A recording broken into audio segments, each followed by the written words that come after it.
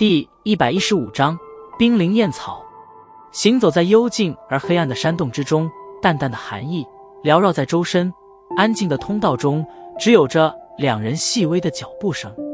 周围阴暗的坏境让得小医仙双臂不自主地互相抱了抱，抬头望了望前面缓缓行走的萧炎，略微迟疑，旋即快走了几步，紧紧地跟在他后面。在这种坏境下，也唯有面前的少年能让他多出几分安全感来。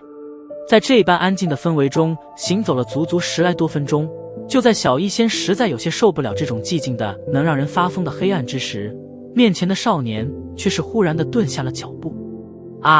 身体收力不及，最后撞在了萧炎的后背之上，两团柔软的挺翘在压力的作用下，顿时在萧炎背上被压缩成了两团软软的小圆球。亲密的接触让得小医仙俏脸绯红的急退了一步，羞恼道：你干嘛啊？先前的那番柔软接触同样也是让得萧炎重重地呼了一口气，干咳了一声，指向面前的一处散发着淡淡黄色光芒的石门，无奈的道：没路了。闻言，小医仙黛眉微蹙，上前2步，望着石门，沉吟道：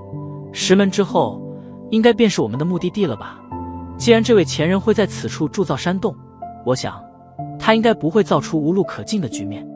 萧炎走上前来，手掌摸了摸石门，测验了一下其厚度，缓缓摇了摇头。石门很厚，恐怕至少需要1名斗师强者才有可能将之强行击破。就知道用蛮力。看石门上的黄色光芒，这里明显被设置了土系机关术，只要细心一点，想要打开并不困难。白了萧炎一眼，小医仙先手触着石门，然后缓缓地移动了起来。你懂得机关术？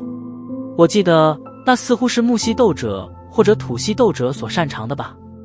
瞧着小医仙严肃的俏脸，萧炎不由得好奇地问道。只是看过一些有关机关术的书籍罢了，算不上精通，不过用来探测一下倒没什么问题。小医仙随意地回答着，手上的动作却是依旧保持着平缓，微微点了点头。萧炎不再打扰他的探寻，目光从石门上移走，借助着微弱的火光，上下打量着四周的石壁。石壁之上有着一些隐约的刻痕，虽然现在刻痕已经模糊，可萧炎还是能够看出其上的一些人影，想来这些人影应该便是山洞主人的留印了吧。找到了。就在萧炎观察石壁之时，小医仙欣喜的轻声，让得他赶忙移过目光。石门之旁，小医仙已经蹲下了身子，一只纤手触摸着石门之下的一块小小凸点，手指微微下按，一阵嘎吱的声响便是在山洞之中缓缓地响了起来。望着那逐渐上移的石门，萧炎重松了一口气，对着小医仙竖了竖拇指。随着石门的上移，淡淡的毫光从石门内部散发而出，将附近的黑暗全部驱逐一空。看着那光明大显的石门内部，小医仙微微笑了笑，却是退后了2步，然后对着萧炎扬了扬雪白的下巴，轻笑道：怒，进去吧。耸了耸肩，萧炎从地上捡起几块石头，将之狠狠地投进石门之内，见到没有什么反应后，这才略感放心。你还真是个小心的过了头的家伙。望着这时候还不忘谨慎的萧炎，小医仙有些无奈地摇了摇头。多谢夸奖。毫不在意的淡淡一笑，萧炎这才迈着步子小心地对着石门之内行去。瞧着萧炎举步而进，小医仙也是紧紧地跟上。两人踏进石门，眼前的视线骤然变得宽阔了起来。石门之内是巨大的石室，石室看上去有些简朴与空旷，墙壁之上镶嵌着照明所用的月光石，在石室中央位置有一处座椅，座椅之上一具枯骨坐立其上，深陷的骷髅头掉落在惨白的大腿骨处，这种模样在这安静的氛围中看上去很有些阴森的味道。在座椅前方摆设着一方颇有些宽长的青石台，在青石台上3个被锁上的石盒整齐地摆放。另外，在石室的3个角落中竟然堆放了不少金灿灿的金币与其他珍稀的财物，这般大的金币数量恐怕不下于几10万的数量。财宝与金钱萧炎并不缺少，而且这些财宝的原主人也是这般的将之随意摆放，看来同样没有将这些黄白之物太过看重。将目光从金灿灿的黄金上移开。萧炎的目光停留在了最后的一处角落，脸庞上浮现淡淡的喜意。在最后的角落中，被用泥土堆起了一个小花坛，花坛之中各种各样的花草种植其中，一股异香缭绕其中。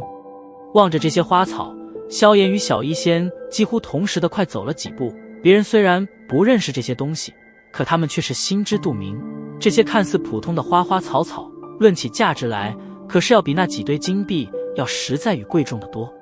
紫兰叶、白灵参果、雪莲子，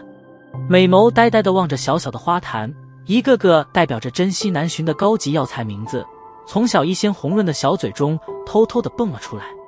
冰灵燕草。目光在小花坛中一过，萧炎眼瞳骤然一缩，最后死死地盯着花坛中央位置的一株白红交替的草叶。这株草叶分白红两色，白色的枝干上面覆盖着点点类似冰晶状的物体，而在那火红的草冠之上，却是犹如一团火焰在腾烧一般。两种截然相反的颜色与属性，却是奇异地生长在一株植物之上，当真是神奇之极。淡淡的雾气缭绕在这株植物周身，看上去颇有几分处于云泥间的感觉。这株奇异的草叶名为冰灵燕草，在外界一般极难寻见，而这种药草也正是萧炎炼制血莲丹的必备之物之一。脸色泛着，兴奋地死盯着这株药草，萧炎脸庞上浮现些激动。他在乌坦城寻找了大半年都未曾寻到的两株草药的半点消息，可这才刚刚出来历练没多久，竟然便是全部到了手中。这种意外的收获快感，实在是让得萧炎满心欢喜。你也认识这东西？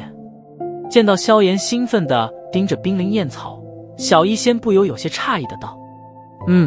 我需要这东西。点了点头，萧炎偏过头凝视着小医仙，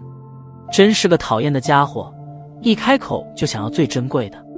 闻言，小医仙顿时蹙起了黛眉，有些不情愿地嘟囔道，有点尴尬地笑了笑。萧炎摊了摊手，抱歉，我是真的很需要它，我找它很久了。瞧着小医仙那依然有些郁闷的模样，萧炎只得无奈的道，这样吧，只要我取走了冰灵燕草，那这里的药草你拿2/3，我只取1/3，如何？听得萧炎这般说，小医仙脸色这才好看了一点，微微点了点头。见着小医仙点头，萧炎松了一口气，也不避嫌的从手指上的那戒中取出许多精致的玉瓶，然后再掏出玉制的小铲子，小心翼翼地把冰灵燕草旁边的泥土挖开，最后连同泥土一起轻轻地放进了玉瓶之中。呼，将玉瓶飞速地收进那戒中，萧炎嘴角一咧，将手中的小铲递给小医仙，示意他开始挖掘草药。视线一直目送着萧炎将那株冰灵燕草送进那戒之中，小医仙这才恋恋不舍地收回目光。对于他这种爱药之人来说，得到一株稀奇的药草，远比得到几十万的财物更要让人激动与兴奋。叹了一口气，小医仙心中很懊恼，要不是被这家伙意外地发现悬崖下的秘密，这些东西就该全归自己了。可现在一想起来，小医仙就是有些感到欲哭无泪。该死的混蛋！咬着银牙骂了一声，小医仙只得接过小铲子，然后开始小心翼翼地将花坛中的珍稀药草挖掘而出，将之成放进温润的玉瓶之中。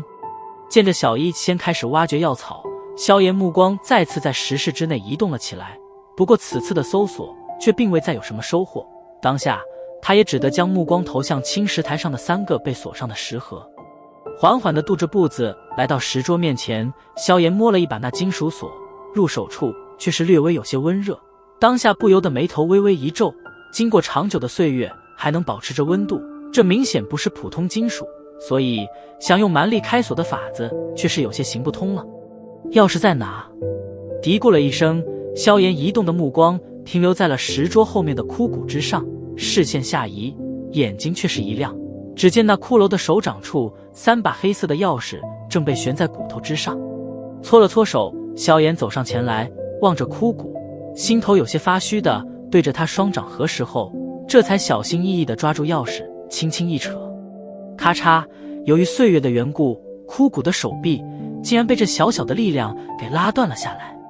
望着那断裂的骨壁，萧炎讪讪一笑，再次对着枯骨鞠了一躬，然后从地上捡起骨壁，想要将之接上。手掌握住骨壁，萧炎眉间忽然一挑，他察觉到手中枯骨的重量似乎有点不对劲，